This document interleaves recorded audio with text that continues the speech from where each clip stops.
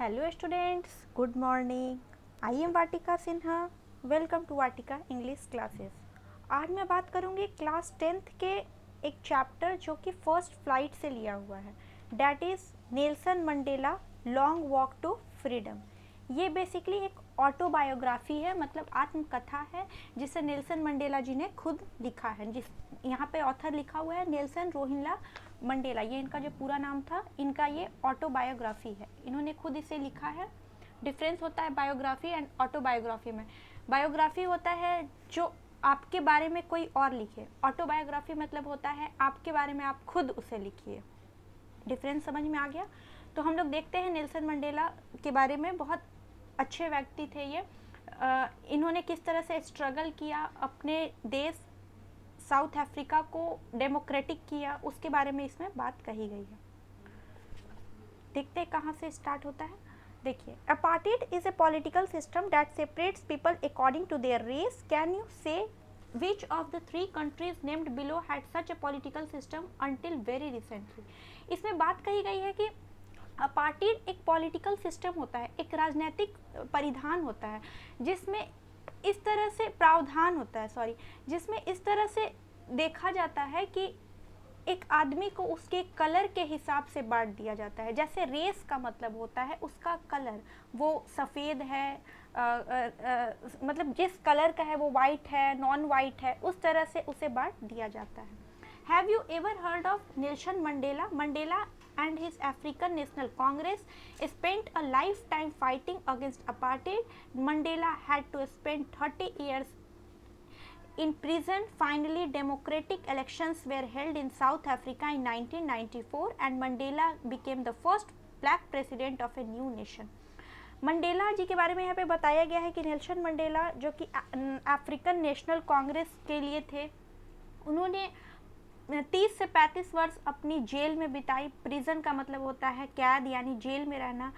अंत में 1994 की बात है, 1994 की बात है कि साउथ अफ्रीका एक डेमोक्रेटिक कंट्री बना, डेमोक्रेटिक वे से वहाँ पे इलेक्शन हुआ, डेमोक्रेसी आई और मंडेला जी वहाँ के फर्स्ट ब्लैक प्रेसिडेंट बने। ब्लैक प्रेसिडेंट का मतलब नॉन वाइट, जो कि वाइट नहीं था। एक नए राष्ट्र का वहाँ पर अब एक तरह से कह सकते हैं कि गठन हुआ।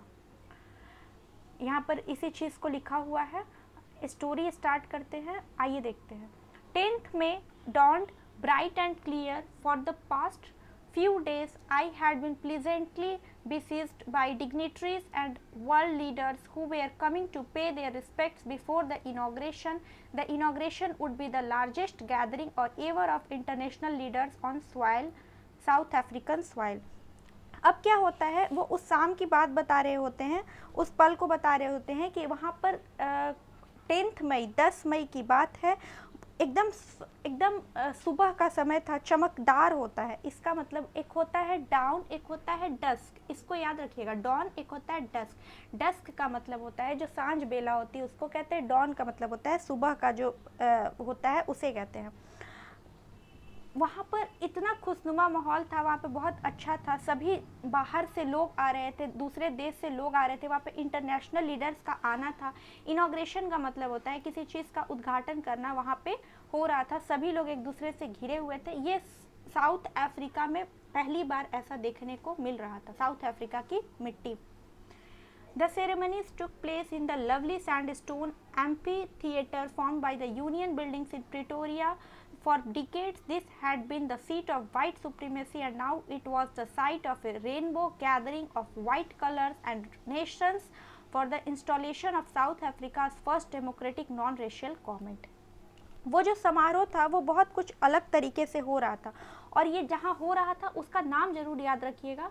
एक बिल्डिंग था जो कि प्रिटोरिया में था। प्रिटोरिया में यूनियन बिल्डिंग के द्वारा निर्मित सुंदर सी, बहुत खूबसूरत सी वहाँ पर कोई जगह थी, वहाँ पर हो रहा था। सबसे इम्पॉर्टेंट है प्रिटोरिया, याद रखिएगा, बिल्डिंग्स इन प्रिटोरिया, वहाँ पर हो रहा था।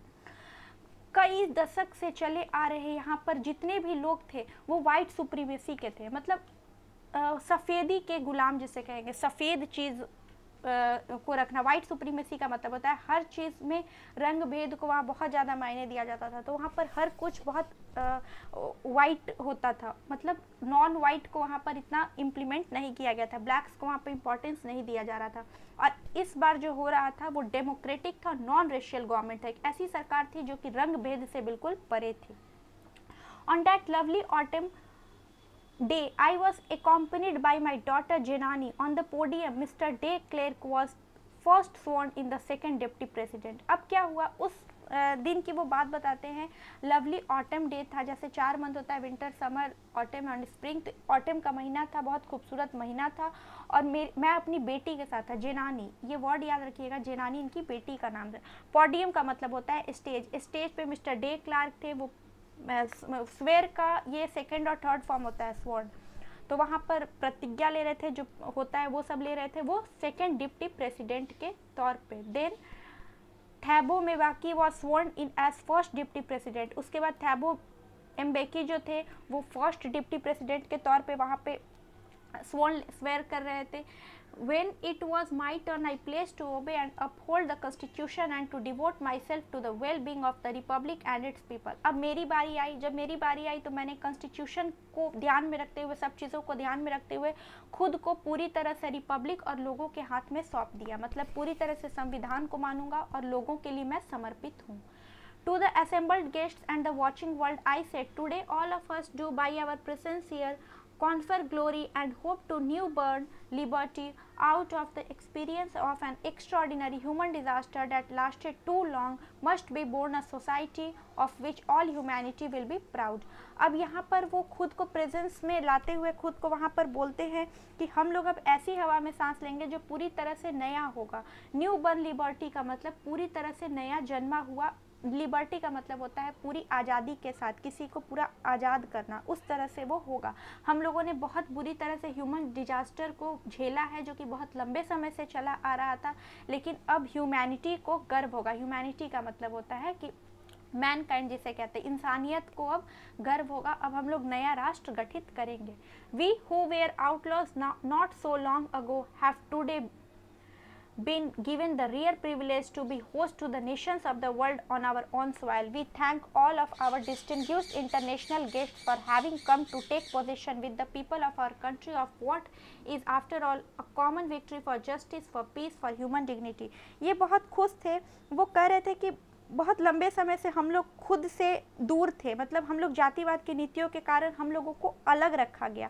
आज मौका मिला है कि अपने देश की, अपने राष्ट्र की मिट्टी में हम लोग खुद होस्ट बने हैं। होस्ट का मतलब होता है मेजबान, जो कि गेस्ट को वेलकम करता है। तो आज हम लोग इस चीज़ का फ़ायदा उठा रहे हैं और अब हम लोगों को धन्यवाद देना चाहिए वो सब इंटरनेशनल गेस्ट का जो वहाँ पर आए हैं, हम लोगों के प्रतिज्ञा में वो सब खुद को शामिल किए हैं। ये एक कॉमन विक्ट्री है, एक आम लोगों की जीत है, जस्टिस, न्याय के लिए, पीस के लिए, शांति के लिए, ह्यूमन डिग्निटी। ह्यूमन डिग्निटी बहुत इंपॉर्टेंट है लाइफ में, मतलब मानव का खुद पे एक प्रतिष्ठा होना, उस चीज़ में वो बोल रहे हैं।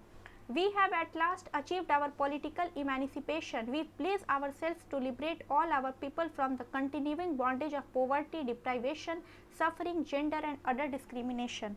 अब आखिरकार हमने राजनीतिक आज़ादी प्राप्त कर ली है। पॉलिटिकल इमेनिपेशन का मतलब होता है राजनीतिक अधिकार पूरी तरह से हम लोगों के अब बस में है। अब हम लोग शपथ लेते हैं कि हम लोग गरीबी को ख़त्म करेंगे, जो हम लोगों को अलग रखा गया था उस चीज़ को ख़त्म करेंगे, जो चीज़ों से भेदभाव हो रहा था, सफरिंग मतलब जो झेल रहे थे उसको दूर करेंगे, जेंडर मतलब लड़का है या लड़की लिंग के आधार पे जो बांट रहे थे उसको ख़त्म करेंगे, और जो भी डिस्क्रिमिनेशन है caste, creed, colour, religion, region, इन सब के, लैंग्वेज, इन सब को अब हम लोग पूरी तरह से ख़त्म करेंगे। Never never and never again shall it be that this beautiful land again will again experience the oppression of one by another. और ये शपथ लेते हैं कि आज से, बल्कि अभी से हम लोग कभी भी किसी का ऑपरेस्ट नहीं करेंगे। ऑपरेश का मतलब होता है किसी को दबाने की कोशिश नहीं करेंगे, ऐसा हम लोग अब झेलेंगे नहीं। The sun shall never set on so glorious a human achievement, let freedom ring, God bless Africa. अब ये बोलते हैं कि अब इस पर इंसानी मतलब अब कभी जो सूर्य है, एक तरह से जो अब सूर्य जो उग रहा है, नया सूर्य जो आ रहा है वो कभी ढलेगा नहीं। किस तरह का सूर्य? ह्यूमन अचीवमेंट पे, मानव के जीत का जो सूर्य है ये अब कभी ढलेगा नहीं। अब हमेशा यहाँ पे पूरी तरीके से फ्रीडम वास करेगा, फ्रीडम यहाँ पर रहेगा। भगवान अफ्रीका के सभी लोगों को सही रखे, सद्बुद्धि दे, मतलब उनको खुश रखे, इस तरह का इनका मोटिव था।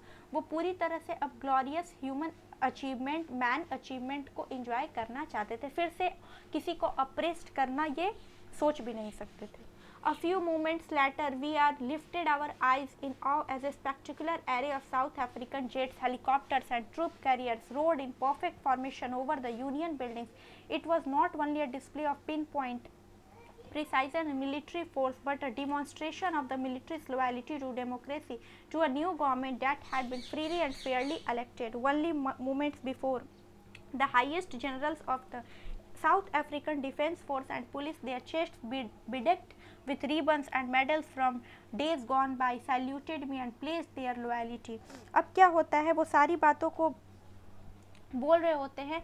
अब इन लोगों की जो आंखें थी वो ऊपर जा रहे, जैसे 15 अगस्त 26 जनवरी को आप लोग भी देखते होंगे कि पुष्प वर्षा होती है या जेट हेलीकॉप्टर्स इधर से उधर जाते हैं, उस तरह से वहाँ पे पूरा माहौल था। पूरे बिल्डिंग्स को के आसपास जो थे वो ट्रूप्स जो होते हैं, वो जो सेना के जवान होते हैं, हेलीकॉप्टर्स होते हैं, अफ्रीकन जेट्स थे, वो सब घूम रहे थे, फूलों की वर्षा हो रही थी, सब तरह से एक दूसरे को लोग बधाई दे रहे थे और ये भी बहुत ज़्यादा खुश थे। एक तरह से इनको लोग appreciate कर रहे थे। I was not unmindful of the fact that not so many years before they would have saluted but arrested me. कुछ समय पहले की बात थी कि इनको लोग गिरफ्तार करना चाहते थे, ना कि इनको सैल्यूट करते थे। एक समय ऐसा भी था जब इनको लोग गिरफ्तार करने आए थे, आज इनको सैल्यूट कर रहे हैं। Finally a chevron of Impala jets left a smoke trail of the black, red, green, blue and gold of the new South African flag. जैसा कि आप लोगों ने देखा होगा, एक जेट होता है जो कि पीछे से कलर्स की जैसे कलर्स का वहाँ पे लेयरिंग होता है, तो ब्लैक, रेड, ग्रीन, ब्लू और गोल्ड सभी जो साउथ अफ्रीकन फ्लैग था उसका वहाँ पे पोर्ट्रे किया जा रहा था। The day was symbolized for me by the playing of our two national anthems and the vision of white singing Nkosi Sikelel Africa and black singing TS Stem, the old anthem of the Republic. Although that day neither group knew the lyrics of the anthem they once despised, they would soon know the words by heart. अब क्या होता था, उस दिन वहाँ पर दो national anthems बजे, एक जो था वो वाइट्स के द्वारा था, एक जो था वो ब्लैक्स के द्वारा था। लिरिक्स से ज़्यादा वहाँ पर लोगों में बहुत ज़्यादा खुशी थी और जो आवाज़ था वो बहुत दिल से निकल रहा था, क्योंकि वो रिपब्लिक यानी डेमोक्रेटिक कंट्री में अब वो लोग आ गए थे। इस चीज़ की उन्हें बहुत ज़्यादा खुशी थी। On the day of the inauguration, I was overwhelmed with a sense of history. उस इनाग्रेशन के दिन, उस जो समारोह था उस दिन मैं बहुत ज़्यादा प्रशंसित, खुश था। ओवरवेल्ड का पता बता, ओवरजॉयड, बहुत ज़्यादा खुश था और साथ ही उस हिस्ट्री को भी याद कर रहा था। In the first decade of the 20th century, a few years after the bitter Anglo-Boer War and before my own birth, the white-skinned peoples of South Africa patched up their differences and erected a system of racial domination against the dark-skinned peoples of their own land. The structure they created formed the basis of one of the hardship most inhuman.